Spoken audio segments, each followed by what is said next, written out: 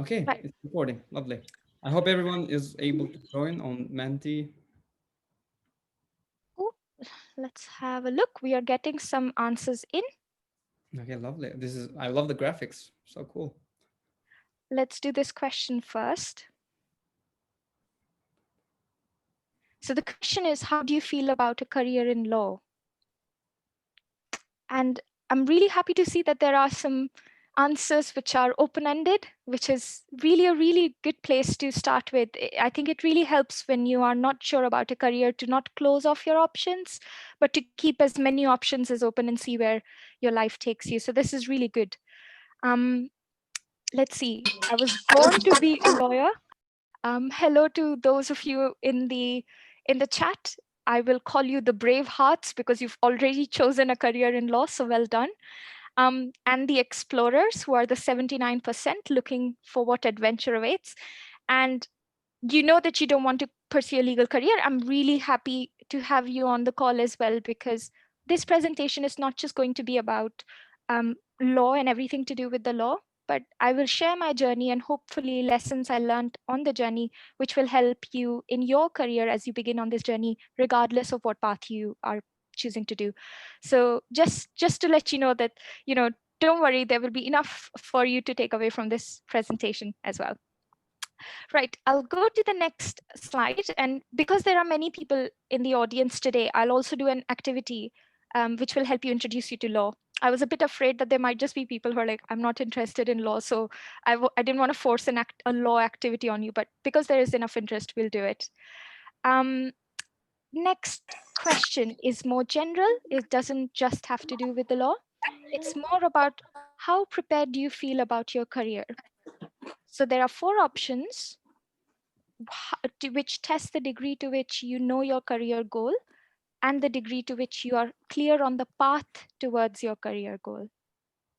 So you just let me know if you're able to see this screen and if you are able to vote on this particular question.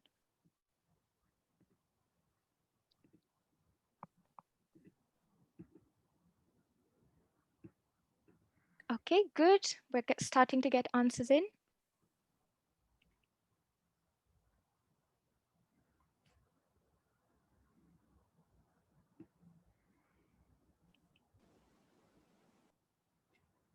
We'll just have a minute more. So if you could get your answers in, that'll be wonderful.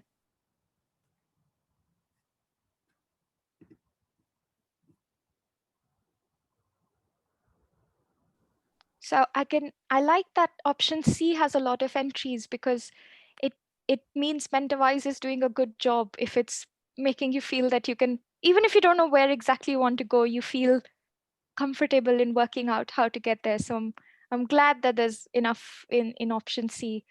Um, and and yeah, it's very good to have awareness as well on where you think you are with your career goals and your path to those career goals. So there's a fairly even split between the 2 options in the middle, as you can see. Well, now all the 3 options towards the end, which basically indicates that to various degrees we feel comfortable amongst the brothers and sisters in the audience about our career goals, and also just how to get there is something that we are struggling with probably.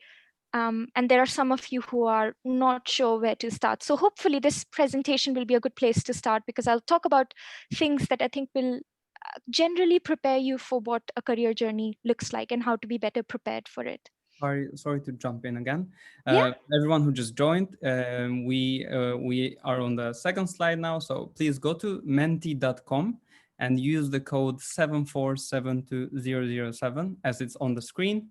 And there you'll see a few questions where you could answer, and we could know your opinion about the questions, and Pari could share with you her insights. Thank you, Pari. thank you, Flo. Okay. Okay, so we'll make a start, but I'll keep because there's such a split between options. So don't worry, those who have just joined us. I'm going to keep the presentation focused in such a way that there's something for everybody. But the essence is this presentation is not just going to be about the law. It's also going to be about general things which can help you in forging a career, regardless of the subject matter or profession you end up choosing. So I'm going to move us back to the slide. This is, I'll see if I can move this little green tab right here. Oh, I'll put you at the bottom, that might be better. Right. So this is a fairly small, I mean, try to, okay, this works. So this is a fairly straightforward career journey that I've mapped based on the things that have happened to me. So you can see from the left to right, it shows the trajectory of what my career journey has been like. On the top, the cute puppy dog shows the happy moments I've had along my career journey, which includes my high school to university through my career now. And the bottom is, of course, the sad kitty, which is the moments which have not been the greatest. And I hope I can talk to you about some of those because I think they've been really instrumental in shaping who I am today. Of the discussions I will have around the events I've had, I will also flag some of the key learning points and go into more depth on them later down in the slides, because I think those are the things that are really important and essential no matter what career path you're choosing. So when I was in high school, I actually took, I did not take science because when I was doing my high school in India, I realized that science usually meant that you ended up becoming a software engineer. And I definitely knew I did not want to be a software engineer. But I was open to other things. I wasn't really decided. So in high school, I actually took commerce, which in India meant business studies. So like I know here it's more like science and humanities, but you can get things like economics, business studies, accountancy, mathematics, and English, of course, which was something else I took as well, these subjects. I must confess, they were not my natural interest, but everybody told me in school that it's much easier to do business and commerce subjects because they keep your options open. Whereas if you just did humanities subjects such as political science, sociology, you would be a little bit stuck in pursuing a career purely in the arts. So I took that advice. I kept my options open. And to be honest, I'm quite grateful because eventually in becoming a lawyer, I've realized that understanding mathematics and being able to do calculations, understanding, because a lot of the times the problems people have can be quantified as well as, they will be about serious human rights issues, for example. So it just helps to be able to do like maths and other things in general. So I'm grateful for that. But that's what I did in high school. So I had a bit of a low point because actually when I graduated high school, which is, I think I don't really know the English system. So basically your school is over, like you're starting university. That's what high school ending means. I actually still wasn't decided on what I wanted to do. So I decided to do economics honors, which is a bachelor's degree in economics from Delhi University, a very reputed university in India. But I was miserable because I did not like economics. I wasn't sure what I really wanted to do. But it wasn't all lost because the silver lining of the year at Delhi University is they had one of the most fantastic debating teams in the university. So that one year, I think I went to 40 debating competitions or something. And I just enormously worked on my public communication skills, logical thinking skills, critical thinking skills because of what I was doing in my spare time at Delhi University. Coincidentally, my mom introduced me to one of her friends whose husband happened to be a lawyer. And the first time I chat with him, he spoke to me nonstop about the law for 2 hours. And I was so in awe of him, Mr. Saurav Agarwal, that I said, well, that is what I wanted to do. So actually, I then sat entrance exams at law and joined Jindal Global Law School, which was a high point for me because it is one of the most reputed law schools in India. Most of the faculty at Jindal is, studied at Ivy League, so like Harvard, Yale, Cambridge, Oxford, all over this, like these worlds. And when I met these faculty and these teachers, I was so inspired that I distinctly remember in my first year at law school thinking, I want to hopefully be one day as amazing as these people are and as humble as these people are. And to be honest, like one of the really good things about meeting people that were so intelligent, so amazing, and also having this passion and hobby debating meant that I was inadvertently doing something without realizing it. And what I mean by that is networking. I was actually talking to people, and I'm going to talk about networking more in depth as well, but I was talking to people with amazing backgrounds, learning about what made them who they are. And that was a huge motivation for me to understand how different kinds of jobs you can acquire, or different master's positions or PhD positions you can acquire, because I was constantly surrounded by people who were in where I wanted to be, basically.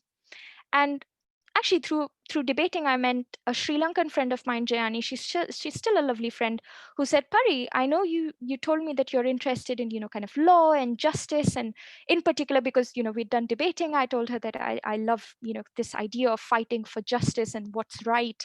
And she said, well, if you're interested in human rights, there is this opening for an internship at United Nations in Sri Lanka, in Colombo.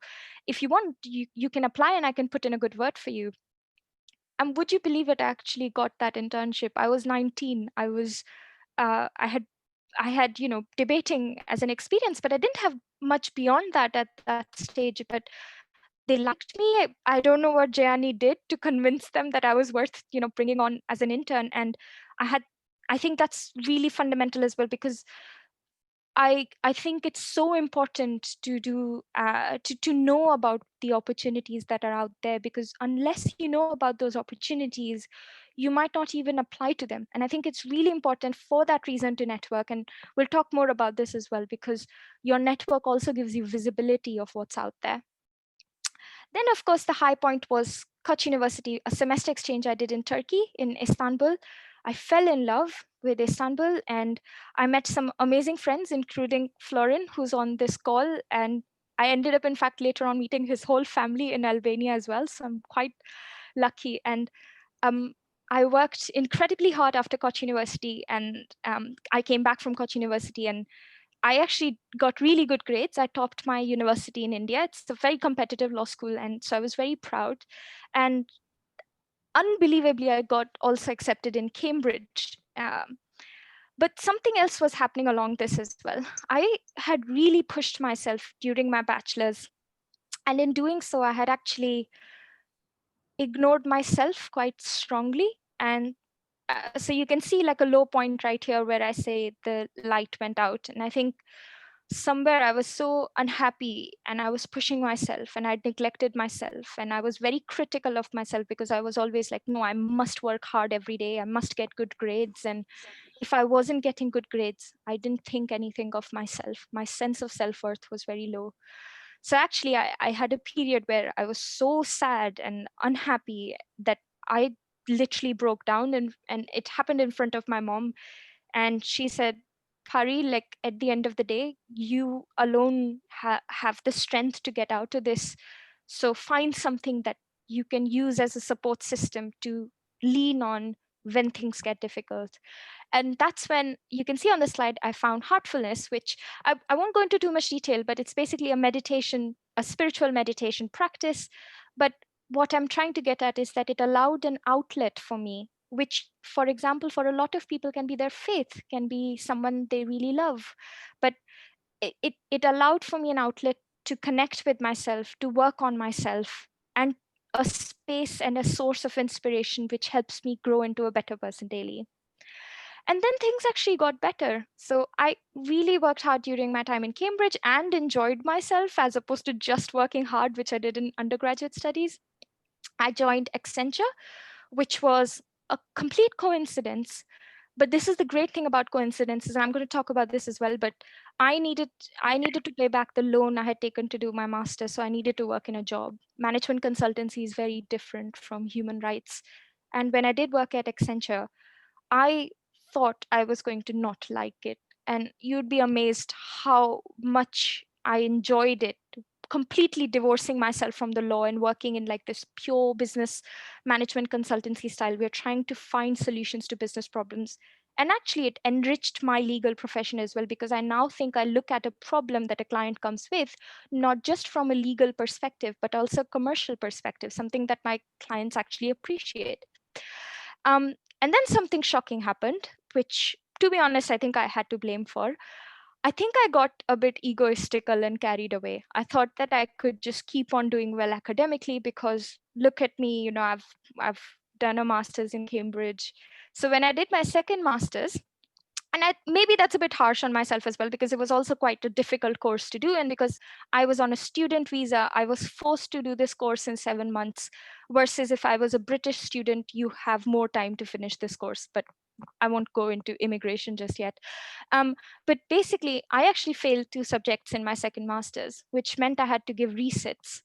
And because I had to give resits, I had to wait 5 months before the 2 courses. And I really felt, oh my God, like, this is so awful. But I made the most of it. And I'm going to talk about dealing with difficulties as well when I come down to it. And to be honest, I've passed my resits. I am on track to becoming a solicitor with one of the best law firms in the world. So this is to reinforce that don't worry, like failures and difficulties will come about. What matters is how you deal with them. But don't worry, they will not take away from your potential and what you're capable of achieving. Um, I also want to show something in this graph, which you can see that my highs and lows in the first half of this graph are quite steep. But since I've become a more calm and balanced person, a lot of which I attribute to the heartfulness practice and also becoming better at my own relationship with myself, I have started, my highs and lows are not that extreme. I found that even when I failed 2 subjects, I was myself and I knew it was difficult, but that I would deal with this situation and get better on the other side. So just to say that now I'm by and large happy and content most of the time. So it just means that my highs and lows are not that extreme. And that's something that I think is better than having extreme highs, extreme lows. Um, so I did touch upon this a bit, but I wanted to talk about the concept of networking a bit differently, because I don't think of networking in is very helpful if you just think about it in a transactional way. I want X from you, which is why I'm going to go introduce myself and stay in touch with you. I think it's more authentic, and I think it's more natural to us as human beings to want to build relationships with people. So a lot of the time, the people who you would, quote unquote, say are in my network are actually people who I really care about. Like, I genuinely want to know what they're doing, how they are doing, what their research interests are. And I also care about contributing to them, making them, if there's something I can do for them, that they know I'm available for them. So I actually think that the best advice I can give in terms of, networking, it is very important. You must do it because your network will be the people who will pull you and show you what is out there. But at the same time, I think it's really important to not think of it very transactionally and heartlessly. Put your heart into it, make friends, really care about the people who you want to become like, or even if you want them to give you a job, that's fine. But I think those relationships are more easy to sustain in the long term than just people you want to meet because you want something from them. And once you have got something from them, that relationship doesn't have a purpose anymore. So I think that's something to bear in mind. I did touch upon this a little bit about dealing with difficulties and uncertainties. I can guarantee that you will not have a straight trajectory. No one has a straight trajectory in their current um, path, in their career path. But there is something you can do, and you can always do this. You cannot control what happens, but you can control how you respond to it. And I'm sure you have heard this before.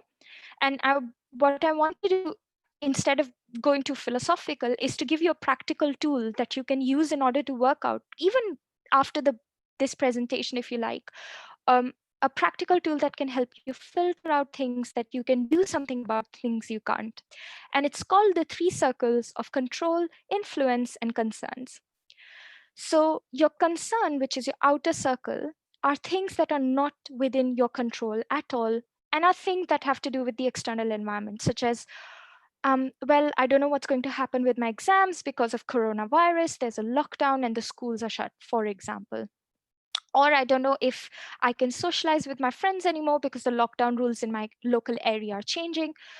So, this is very upsetting, and I'm quite upset about it. Things that are by definition not in your control, you should not let drain your energies and your mental peace of mind over. The second thing is your circle of influence, but not where you have perfect control. So, for example, let's say you have disagreement with your parents on what you should be doing over a summer break, whether you should be working or taking a gap or whatever. You cannot influence beyond a certain point the opinions your parents might have on what you're trying to do. But to an extent, you do have room. I'm sure you can all think of a time where your parents probably thought about something in a very fixed way, but you convinced them or at least opened their mind slightly on it. And I think that's where you should be investing your energy in, and not be so attached so much on the outcome of those influencing, but that you're constantly trying to push where actually your efforts can make a difference, as opposed to things that are outside your control. This is the really important circle. You are always and absolutely always going to be in control of what time you sleep, when you wake up, how much exercise you do, when do you meditate, socialize, read, educate. By socialize, I mean like virtually, for example. This is the circle where your energies should always be invested in daily. There should be something that you do. And I think this is a really important toolkit, because when you have difficult situations, like let's say I have exams coming up, there's tremendous amount of homework that I have to do for them, or revision, it can be so easy to get, oh, I'm worried, I don't know what my results are going to be. That is actually not in your control. What is in your control is how much time you're spending daily to work hard and do the revision that we're talking about. um, so that's just, a practical toolkit. Hopefully, that'll be useful. We'll do this taster activity really quickly because I'm conscious of time. But this is taking a little bit break on like life advice, career advice, and giving you a taster of law. So just take a moment on the chat box that is on Zoom. Take a moment and try to define what you think the definition of theft is. Theft basically is stealing, as you know. It could be stealing an object or something else. It's up to you to come up with a definition of theft. So write down in simple words, if you had to define theft, the offense of committing theft, how you would define it. And I'm going to see if I have access to the chat. Hopefully, if I pause sharing, I should be able to see it. And there you go. I can share them with you, Par, as well. I think I've got it up now on the Yes. side. I think, okay, great. So everyone, just share us your definition of theft here on the chat. Lovely, thank you. Also, Florin, is there a problem if we overrun slightly? I'm just conscious of time and I don't want to take time It's too half much. past, but I think it's up to you. If we're not in a hurry, but if there are questions, maybe we could Yeah. we can answer them. Okay. But it's on you though. Okay. We have a few answers if you can. I See can't them. really see them Okay, I here. can share them with you. Sure. So one of our attendees says stealing. There's another answer saying it is when someone steals something. Theft is when someone takes another person's belonging without their permission illegally. Oh, well done. Taking something that isn't yours in brackets doesn't have to be an object. Nice. Okay.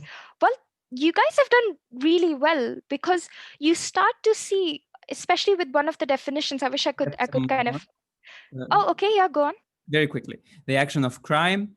Theft is the illegal possession of objects and ideas. Theft is when a person steals in evidence if they take something without permission or without telling the owner. Unjustly taking away people's properties which they achieved with hard work. Oh, I love that. There's a great sense of righteousness. Like, you've worked hard. How dare someone take that? Lovely. So you start to see that the definitions are coming in. There is in theft the idea of someone taking an object. There is also the notion that there is some kind of an object, doesn't have to be like a tangible physical, for example, like, a notebook, it can be something else. And there is certainly a mental element that someone is doing something really horrible. There's like a moral judgment. Someone's worked hard and someone's just stolen something from them. So that's really good, because I hope even those of you in the audience who are not thinking about law as a career, you can appreciate how a lawyer's thought works. Because what we try to do is, at the end of the day, ultimately, a lawyer is a person who's always thinking about the logic of things and whether a certain series of events has fallen into a pattern, and that pattern is what's wrong or right within the law.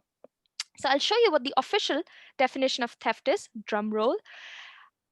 A person is guilty of theft if he dishonestly appropriates property belonging to another. So I know someone actually used this precise phrase, so well done. Property belonging to another, with the intention of permanently depriving the other of it. So if you look at the word dishonestly in the top line here, and with the intention of permanently depriving of it, they are talking about the mental state of mind of a person. I don't know how these lines are coming, by the way, sorry about that, but they're talking Okay. about the mental state of mind of the alleged criminal.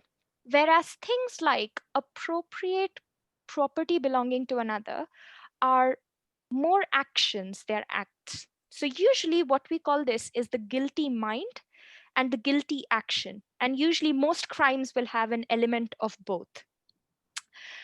What we do as lawyers, you ask, is we apply the law to a fact scenario. So this is another activity for you to do.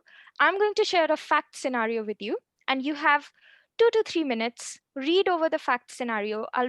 I can read it to you as well, or whatever is easiest, and basically try to answer whether you think in this fact scenario, two people have either both committed the crime of theft or one of them has committed a crime of theft. Okay. So this is the scenario. It's a Harry Potter scenario. If there is someone in the audience who does not know what Harry Potter is, leave this call, watch Harry Potter, because that will do more for you in life than any career in law.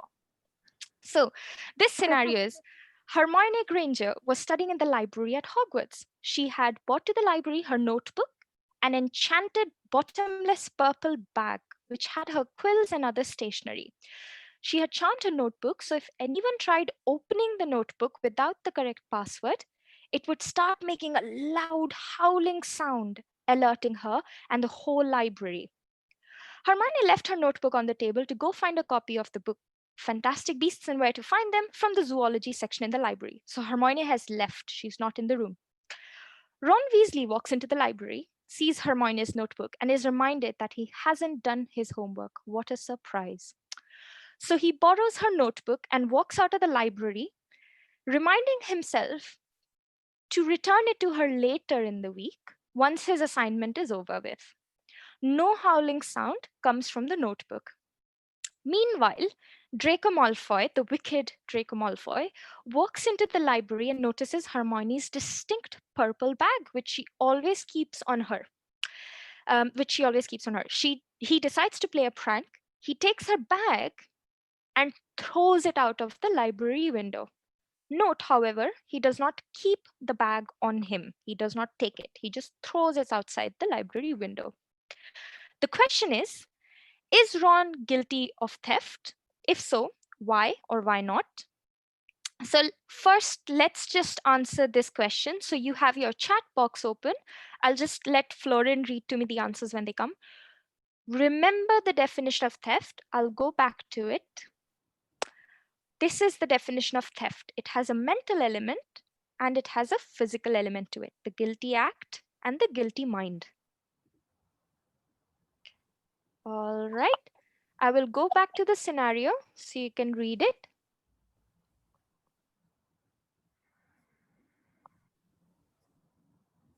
And I will wrap up after this activity I'll attempt to wrap up after this activity in 5 minutes, so there's enough time for questions as well. We have a few answers coming in, but I don't want to. Lovely. I don't want to influence others. Let's wait a bit more. Okay, good. Okay, you have a few more seconds, everyone. Okay, I guess we can start. So the first question, is Ron guilty of theft? If so, why and why not? So some of the answers are yes, because he took it without her permission. Good. No, emphasis on the word permanent. Hmm. Ron isn't guilty of theft because there's no explanation. Ron is guilty of theft because he took Hermione's notebook without her knowing or her permission.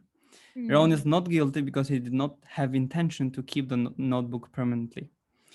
Ron, not necessarily theft, merely borrowing, but he should have informed her at least. Hmm. Maybe because he should have asked, but he did say that his else's going to give it back. Hmm. Okay. Both the kids, Draco and Weasley, have done theft as they have taken another's belonging without permission. No, he isn't. He didn't take it forever. Um, Ron would be less guilty. Ron isn't guilty of theft because he has the intention of returning the book. Plus, even if he keeps the book, Hermione would find out and ask for it back. Hmm. Okay, Very good. yeah. I love the range of answers, and that was precisely the intention: is to think not just about the guilty act, but think about the guilty mind, and try to see in a scenario. And law is not black and white, contrary to what people might think.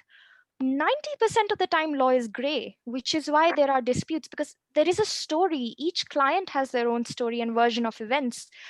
And so I love that someone mentioned, already preempting my next question, is Draco guilty of theft? Because I think someone said Ron is less guilty than Draco.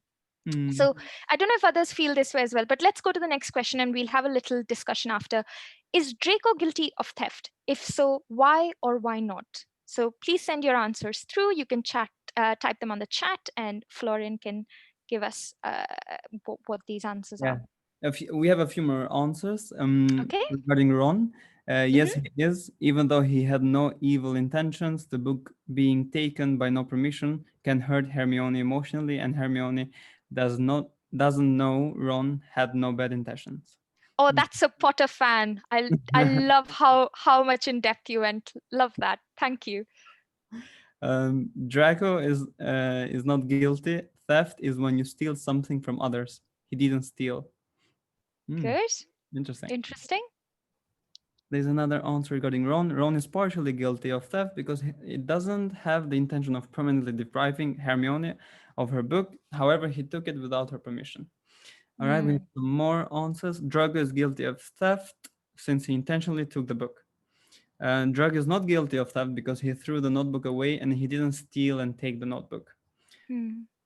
As I said before, I believe Draco will be more guilty than Weasley, as the intentions are worse. However, I do believe he is guilty as he did take it without permission. Hmm. Dragos has evil intentions. Draco is Mm, guilty of I love that. vandalism. We have the word vandalism added here. We have Oh, Draco is lovely. guilty of theft. According to your definition, he does have the intention. Mm, No, but he shouldn't have thrown the back. Drago could be more guilty than Ron as the relationship between Hermione and Ron is stronger and closer than Draco. Oh, so that's a lovely point, because the relationship point is really interesting, because you know if you've ever seen this statue, the lady that holds justice, and she has this like weighing balance, she keeps a blind this black colored tie on her eyes, and that's because the law will not take into account passions and feelings and emotions and all these subjective elements. The law has to be blind to these things, because sometimes in giving preference to these, let's say, softer aspects of relationships between people, injustice can be done between people. So it's interesting that you were talking about that. We won't go into that because this is actually a very philosophical discussion on law. There's a study of that. It's called jurisprudence. If you're interested, we can, you can send me a question. I can chat about this. But basically, lots of you caught on. I'm very, very happy with the answers, because clearly you're all thinking critically, and in doing so you're not using your own standards. You're going back to the definition of what theft is and trying to apply that definition, and you're making a case for why you think the definition applies in Draco's case or Ron's case, or it does not. And that is what a lawyer does. That is what we do. We look at the law, we apply the law, and we make a case for our client. So it's interesting because a lot of the points on why Draco was not guilty was about why Ron was not guilty was the idea that the intention to permanently deprive wasn't there. Similarly, for Draco Malfoy, people said, well, he hasn't taken it for himself. He's actually just thrown it out. So it's questionable whether that's there or not. It's interesting. I focus on this key term because this is actually defined what intention to permanently deprive means in Section 6 of Theft Act. Forget about that bit. But it basically says a person permanently deprives another of property when the intention is to treat the thing as their own. So regardless of others' rights. So basically, someone talked about this when they said, well, Hermione is going to be affected. She's going to be emotionally, sad, that someone took her notes. It's not always permanently deprived doesn't always mean that we've taken it forever. But in depriving it, even for a short period of time, but we've done it as if I am the owner of this notebook, I can do whatever I want with it.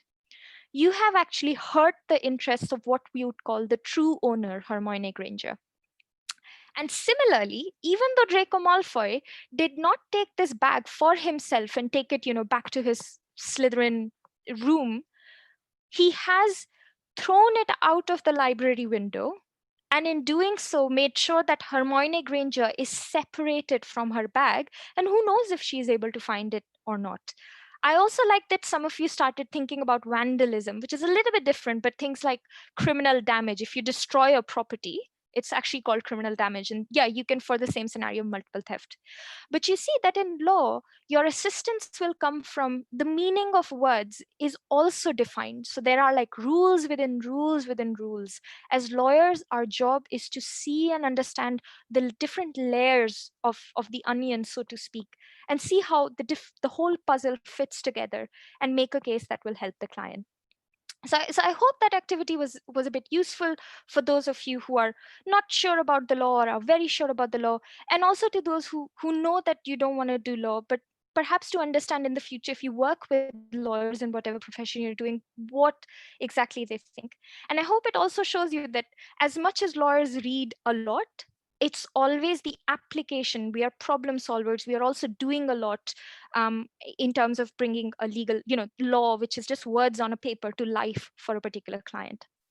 I'm going to be very quick in the next few minutes so that there's times for questions. So this was just like a little taster activity. I'll go back to some of the life lessons. So already we've discussed networking slash, relationship building and how to deal with difficulties, uncertainties, which is the three circles: control, influence, concerns, and also the fact that you can't choose what happens to you, but you can choose how to respond to it. So, before I go into that, I also wanted to touch on the fact that there are many areas of law.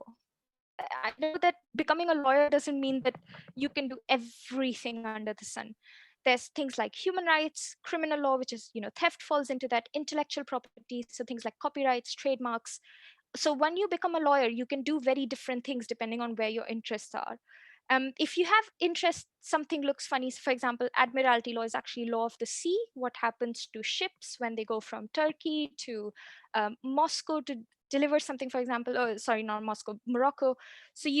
So there's different branches of law and there's lots in it. So if you're interested to find out more about this, do send me a question or type up a question in the chat box.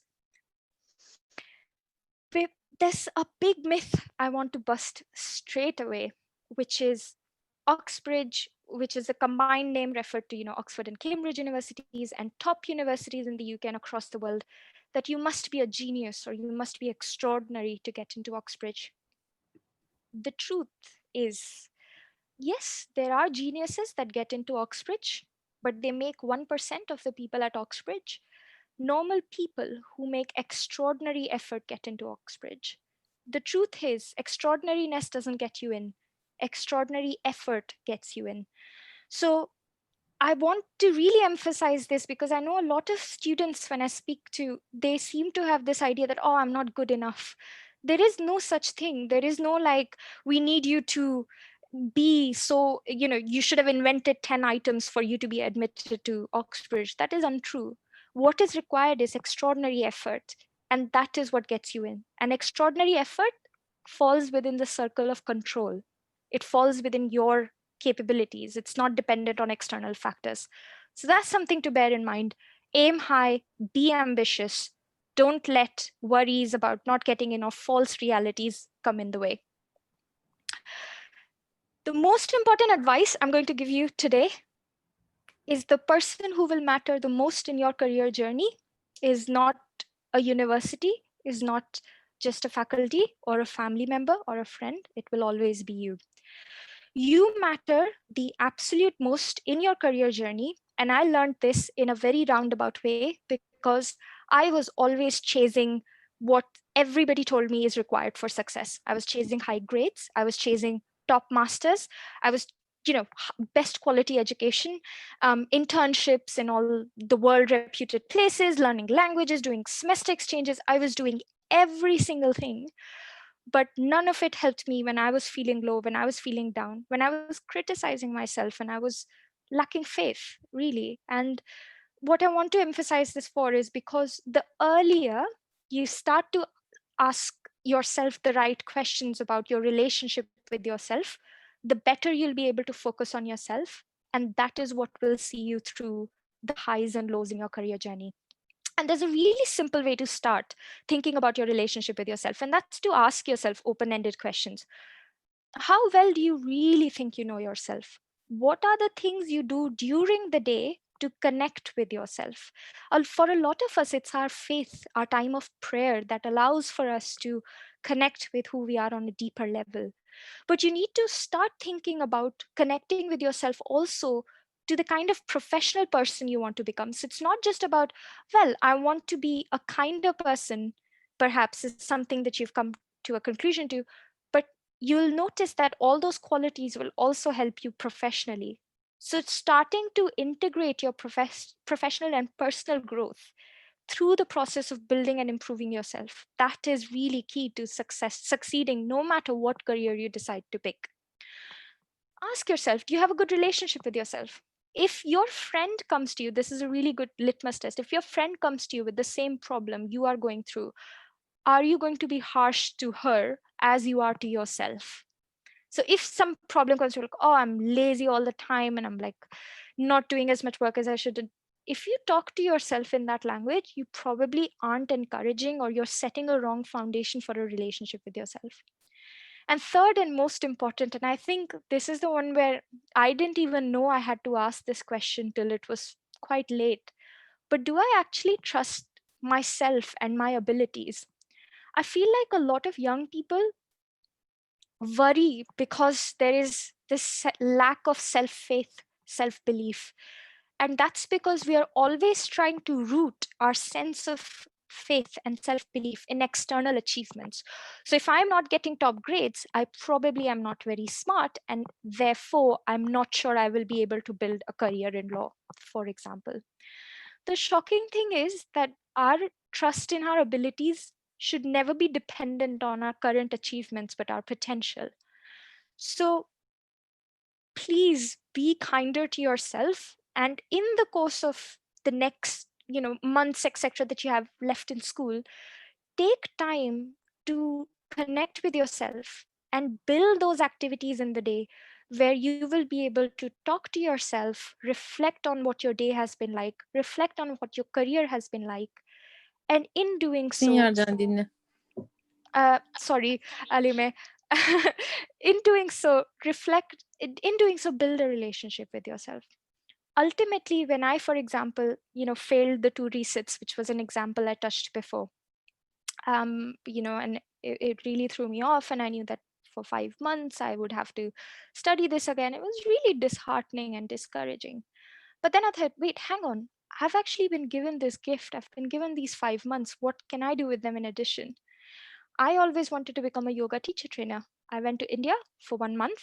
I enrolled in a month-long yoga teacher training course, and I'm now a yoga instructor, and I teach some of my friends on the weekend. And it it was a blessing, and none of that would have happened if I just decided to beat myself and not look at the positive in a story. So find things that allow you to do that. Be more positive, be more connected with yourself, because ultimately we have to walk a long path alone. A career journey is like a walk through, a long, long journey. So you have to be prepared for anything that comes. So that's it. Just to quickly summarize, I hope you were able to take some of the insights from this presentation.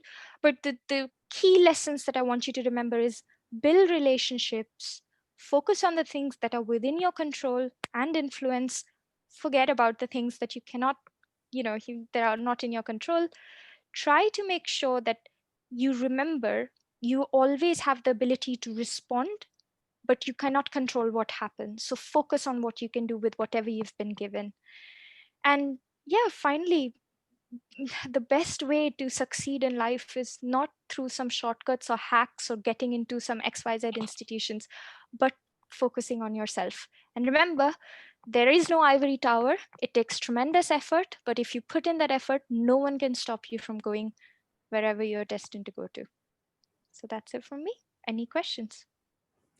That was just lovely. Thank you very much, Pari. I cannot express how grateful I am for you to spare your time and share these insights and knowledge with us. It's my There are pleasure. already a few comments and questions in the chat, so Brilliant. I'll just jump straight to that. Thank you. It was very insightful and enjoyable session. Especially love the Harry Potter themed case. Great. We have a question from Betul. What would be the daily life of a solicitor be like? What Hmm. tasks will the solicitor do on a daily basis? In cinema, lawyers are portrayed as arguing and debating to make their case, but is that really all they do? Okay, cool. Interesting question. Hmm. Shall I read a few? Yeah, let's take a few and then I'll answer them. Okay. Is there any information you could give about aviation law and maritime law? Sure. Yeah. And there's another thank you for you. So I guess we can go with these two questions for now. Yeah, I'll go for these two questions, but remember, you can always send me questions later on as well through MentorWise. Just get in touch with Florin, and you can continue to type some now in the chat as well. I'm free for the evening. But Yes. basically, coming to the first question, um, I'll take your Betul. I'll take your second question first, which was about lawyers being aggressive, and is that all what they do? Look at me. Do you really think I'm an aggressive like headstrong lawyer? If you do think that, I'm sorry, but I hope you don't think that. But what I'm trying to say is that it's what you see in the television is not what a lawyer is like. There are lawyers which are aggressive. I won't deny that. But I think it really depends which country you're looking to practice into. Within the United Kingdom, the best lawyers that I've seen are as calm and centered as you can imagine the center of the eye of the storm. Because if you think about the best way to understand what a case is like, for instance, when you're in a courtroom, you have evidence that is being presented by the other side that is trying to show you are wrong, basically, or your client is wrong.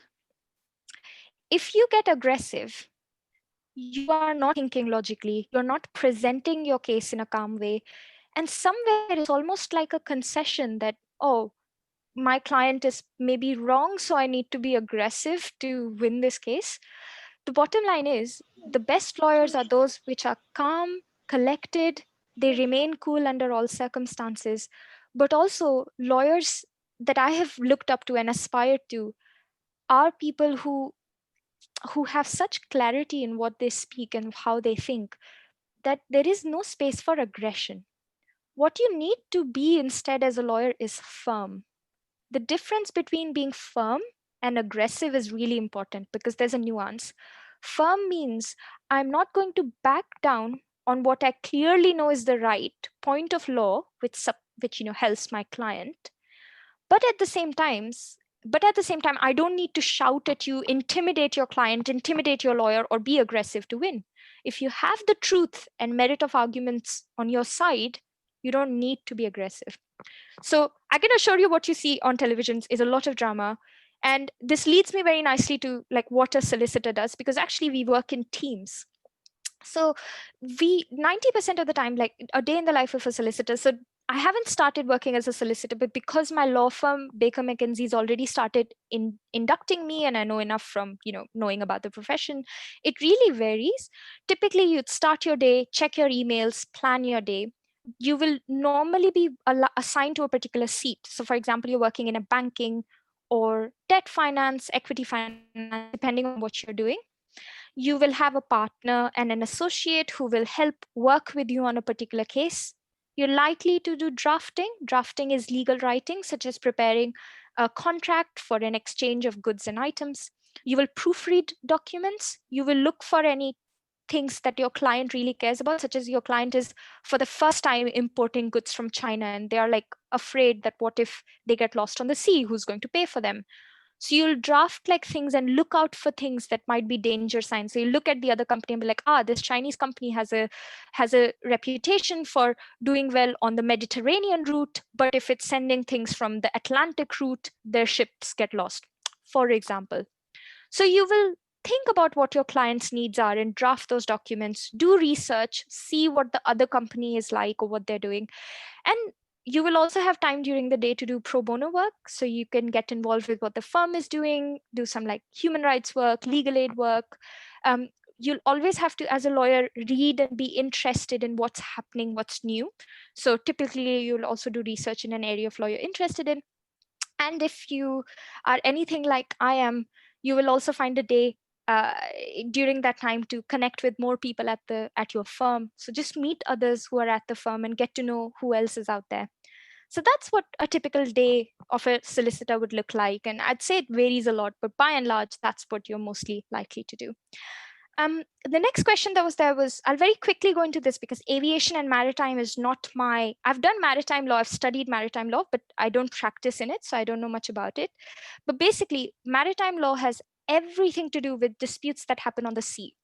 Because the seas don't form part of any particular country, so basically every country up to, I think, 13 nautical miles, it's a very specific measurement, forms part of that country. So United Kingdom, for like 13 miles around United Kingdom, the sea belongs to the United Kingdom. But there's like high seas, which is things like the Atlantic Ocean, the Pacific Ocean, the Indian Ocean. In those seas, there are special laws that govern what happens. So imagine if there's a murder in the middle of the Atlantic Ocean, you're not really going to try it on the basis of the nearest country. So let's say Barbados is the nearest country. So a French man who killed an Italian person will be tried at Barbados. That's not practical. So there's complex laws which govern what happens if there's criminal activities or piracy, for example, which happens, in some parts of Somalia, or like, for instance, some goods have gotten lost, who's going to be responsible? So that's what maritime law is. Aviation law has everything to do with aircrafts. As you can imagine, they're going from one territory into the other. It has to do with oh god, it has to do with so much, like safety is a big part of it, like just making sure that aircrafts, there's enough safety and security in check, because obviously if anything goes wrong on a plane, people die. And also, like, aviation law has to do with contracts, so procurement. So for example, big companies like Jet Airways, like British Airways, where are they getting their parts from, where are they getting their, so aviation law is like a big beast on its own. So that's what aviation and maritime is. But I must confess, I don't know anything more than that, because like I said, it's not my area of expertise. How are we doing for time flow? Okay, Because I'm conscious it's maybe 7. we can take a few more questions. Happy to, All right. yes. So last few questions for Pari. Personally, Esma says, personally, I love the scenarios and debates. What do you do in law school and classes? Nuria says, what percentage of law would you say is office work? Um, Esma again says, do you have to take history to be a lawyer? And there's another question. How is medicine law? What do lawyers do in that field? Oh, cool. I love the range of questions. Are there any more? I guess we can wrap it up with these questions, and if there are more questions, I can send them to you, and we can reply to them in writing. If there are more questions, everyone, you can get in touch with us in any social media account of MentorWise UK. We are on Instagram, Twitter, YouTube, Facebook. So just find us there and text us. Thank you. Lovely. I'll start in order, but just that I'm really impressed with how aware you guys are. I really wasn't expecting this level of questions. So already I think, you can pat your backs. You're doing a good job. I loved law school, but law school was very tough. So the study of law will really push you and challenge you, not only because of the volume of work we do. So like, it was quite typical by the time I was in my like third or fourth year, that every week I had like 700, 800 pages of readings. I'm not joking, like literally 700 pages of readings that I had to do every week. Did I did all of them? No, because basically what happens in the course of like a law school, you become better at identifying and picking what is really important and what is getting to the heart of a particular matter. So to give you an example for that, that Hermione and Draco, that a lot of cases that you'll read will have so much background information, like, oh, this person was born here and then they went there and then they killed someone and then they came back to life, who knows. But basically, what you really need to know, if you look at that problem scenario as well, is what was Ron and Draco's intention when they picked up those articles and what did they eventually do with it. So the study of law and like being in law school will typically involve going through a large volume of readings and coming up with very critical opinions and thoughts about what you think is right, wrong, or what applies in a scenario. But what happens in the course of a law school is you're being trained as a lawyer, as like a professional, to pick up what's important and be able to apply it, and without having to do tremendous volume of readings or work. I loved law school because the study of law makes you really critical. You know, in a lot of disciplines, you are told this is how things are. In mathematics, for example, 2 plus 0 will always be 0. In law, that is not the case. You will always have to prove why you think a certain way. So, for example, a lot of my personal beliefs were challenged because I was reading about the law and I was like, wait, hang on. I ha- I did not have fair views on certain things,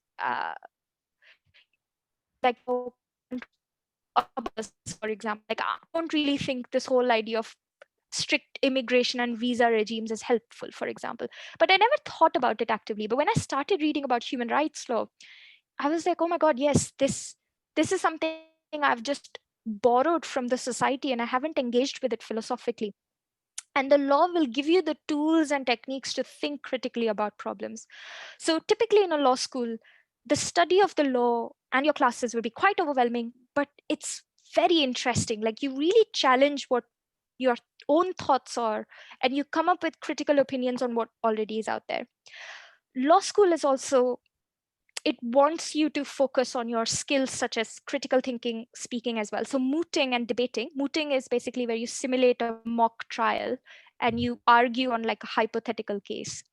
So mooting and debating form a huge part of law school as well. So like when I was in my law school, I did hundreds of debates competitions. I loved debating, but not just because it wasn't the aggressive part of debating, but I loved, using your mind to come up with what's right and wrong. And I also loved judging debating. So I really enjoyed the process of working out which one is the better argument for or against a topic. Um, and law school will give you plenty of opportunity to move because law is so important no matter which country you're in. So doing the semester exchange at Koch was amazing. I got the chance to learn more about Sharia laws and how laws work in Turkey, and that was such an eye opener. And I also think like when you're pushed to the limit like that, like in a law school, with what you're doing and what you're thinking, and it's the perfect chance to explore what your capabilities are, and also as a person grow and flourish. Like I think if you have faith, it really helps as well. So for example, a lot of challenges I faced in law school, I didn't just think of them as temporary challenges that my degree was throwing at me. These were challenges that life was preparing me for when I started the legal practice, and they really helped. Working really hard during exam seasons in law school meant that I was able to, now that I have like strong work deadlines and pressure deadlines to meet, my peace of mind is not lost because I've done it before and I'll continue to do it. So that's a little bit about law school. I can talk endlessly about it, but I'll not do that. Cambridge was wonderful as well. But like I said, like at the end of the day, you will decide what your experience is. I think I enjoyed Jindal equally as I did Cambridge, and I think a lot of it depends on what you make of what you're given. Um, I didn't quite get the question. Is law is mostly office work? So if whoever, About What percentage of law would you say is office work? Yeah. So what do you mean by office work? Because like office work sounds like administrative work, like making an Maybe, Excel sheet. yeah, let's approach it that way, like being in an office doing paperwork. Being, Lots. Yeah. I mean, there's no, I mean, the thing is, most of the jobs out there are office work, right? Like, don't let anyone fool you otherwise. Like management consultancy, sometimes I was going to client sites and directly working with a client, but I was still in front of a laptop in a cubicle, like I think unless you become a sports person or you become a journalist, majority of work of what you're doing is going to be in an office setting. But it's the people you're going to be interacting with, the kind of work that you're engaged on, problem solving or what it is, that will decide how you feel. And I mean, to be honest, like you can't escape office work. Even if you decide to become an entrepreneur and have your own like swanky line of yoga outfits made from bioplastics or something, you will need to have a laptop, you'll have clients, you'll have to send emails. I think office work is inescapable.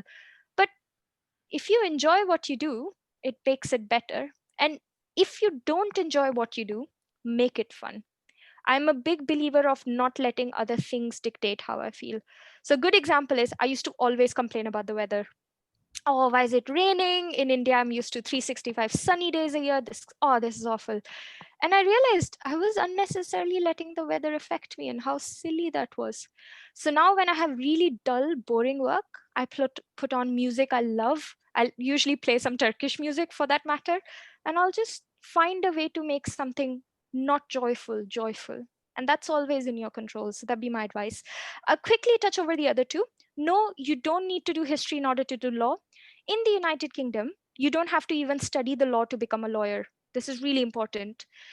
There are two ways in which you can become a solicitor in particular, which is what I know about a lot, or you can become a barrister. Barrister are people who typically go before a court, in like a courtroom between judges who wear wigs and argue a case. Solicitors are more people who work behind the scene. They will directly negotiate between companies. And if something was to go wrong, they'll hire a barrister to argue the case. So in UK, you can become a lawyer in two ways.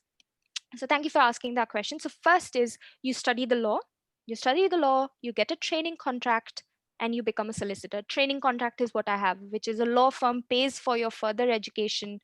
So the second masters that I've done, that's what a training contract will allow you, and then you can start working. Or you could have studied anything under the sun: business, history, philosophy, politics. And if you apply for a training contract, the the law firm will fund what is called a graduate diploma in law, GDL, which is a 1 year course, which is basically like a law undergrad pushed and combined in a 1 year course.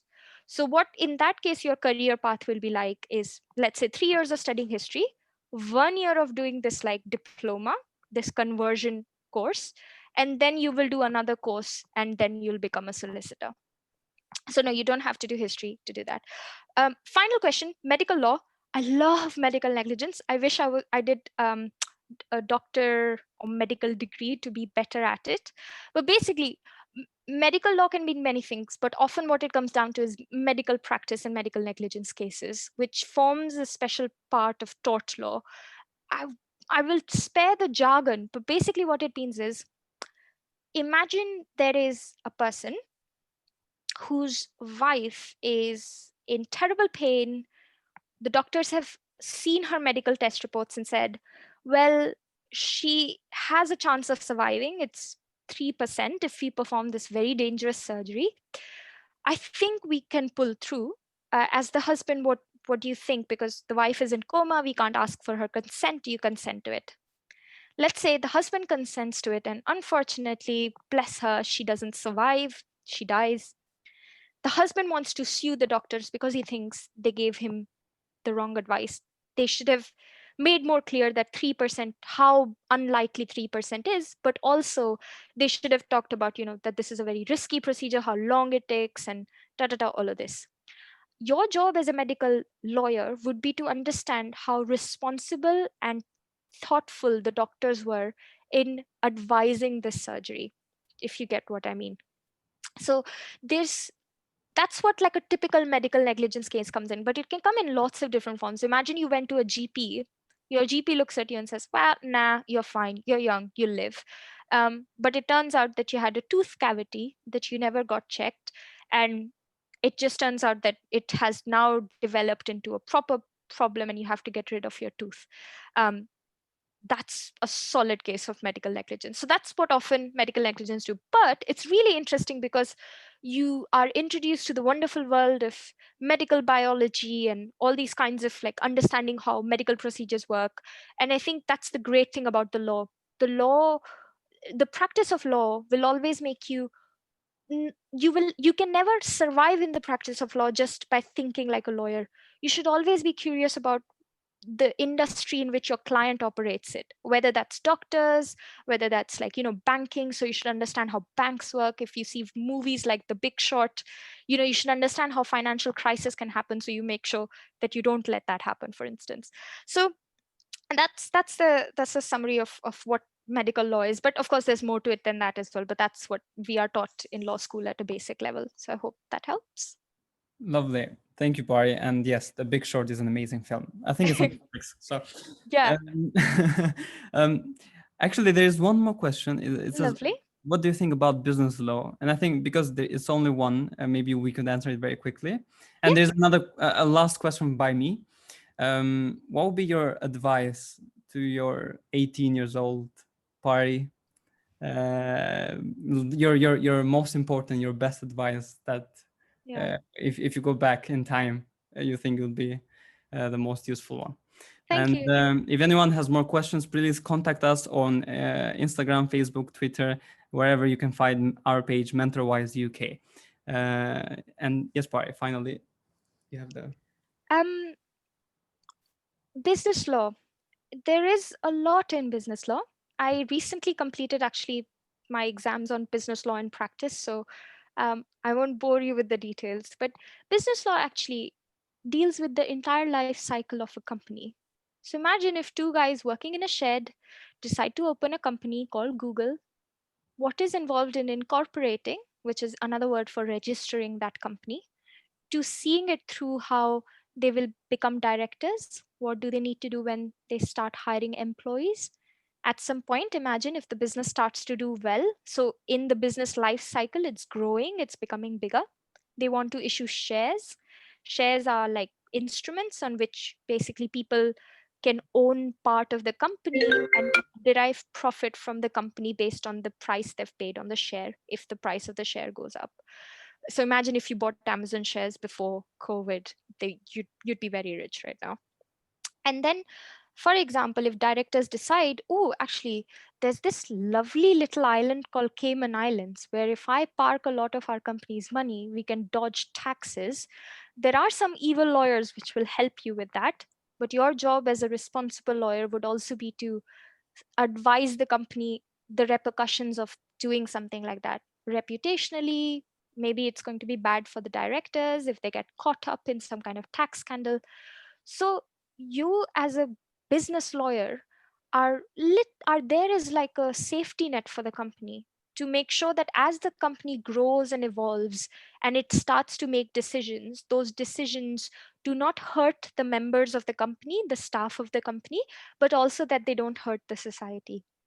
It also involves, let's say the business cycle has grown and now the company is winding up, like the company is coming to an end, they've decided they want to shut it down. You as a lawyer will also guide the company on what you can call, let's say, the death of a company from birth to death.